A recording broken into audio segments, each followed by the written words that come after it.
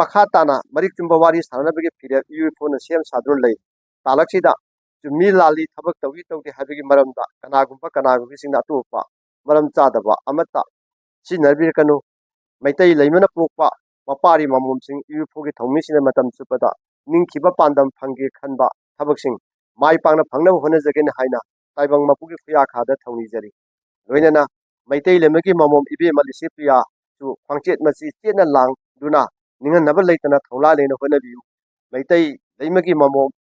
ni haibado malem ga leipak pumagi mamangda mayek sen uminaramse haukiba tang punipal thama palising ani kunmanga da RK production gi YouTube channel da jorda haiku jamna UFO manipur gi matang da sipra gi thabak kharap panji gi besing do UFO gi maikai de gi asumna thamjaningi madudi jorda nang amba thabak singna mai pangna pangthopang ngamna phone biu aduga lisipia na su tengbang bisi lisipia na su mana ngamba malem gi thabak tawbung ngamba oheningi mana su jorda da ngamba mateng panglam sanu ai khoi punama malem gi thabak tawbada mai pak pa oiminasi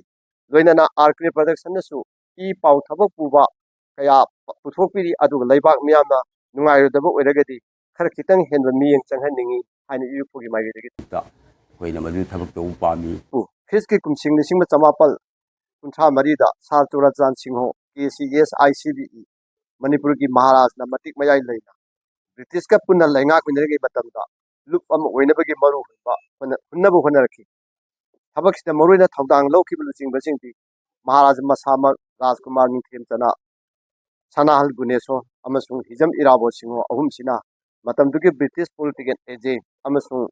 Raj Darbar gi president khanganduna maram chaba ayaba lauraga mai pangna Kriski kumsing lising ama jamapan kuntha teta Hazal Academy hana maming tholaga dup asilingakhi matungda Manipur Cooperative Society Act lising ma jamapal humpu gi makha da resa toraga resa number chani panga sunna nipal to lising ma jamapal humpu ter phangduna leirakhi matamjita hana leramba mingsi olaga Scientific Defense Cultural Society haina sakhangi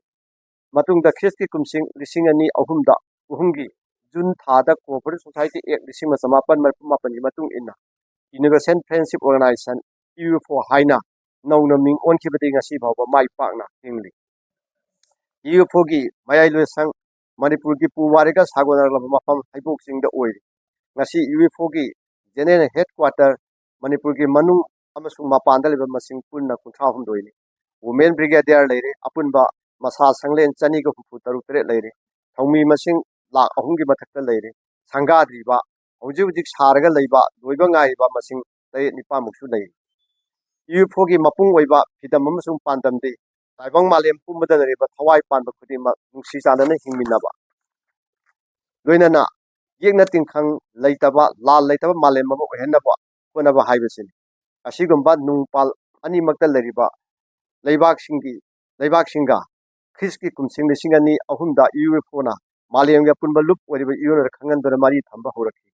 loinana hauki besahi Kriski kumsing lisingani kunmargi market tangkul humdoi dasu international environmentalist maitai chandu lisipria kanghu jamgi matengal loinana East Timor gi honorable president mingoina Mr. Joramo Hartan gasu sakhang naduna aso mor uminarakhi Puksel Chawrabi lisipria amasung Chawraba Ramo Harta gi matengal loinana nauna amukasu iyuno gi General Assembly gi General Secretary mafam da ai bache khusinana ba thawrang tawduna leijari asigumba UFO gi khongthang sida makha tana video conference khuthangda UFO Manipur gi advisor ai samaka UFO gi commander single wenana lisingani kunmari gi September thagi tang 13 ta East Manipur Battalion number 4 Thawal ke theka de leiba mafam sida